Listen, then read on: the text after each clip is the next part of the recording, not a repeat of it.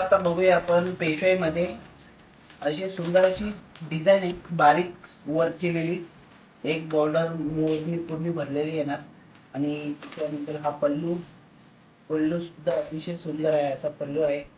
त्याच्यानंतर आणि रेडला combination blue आहे.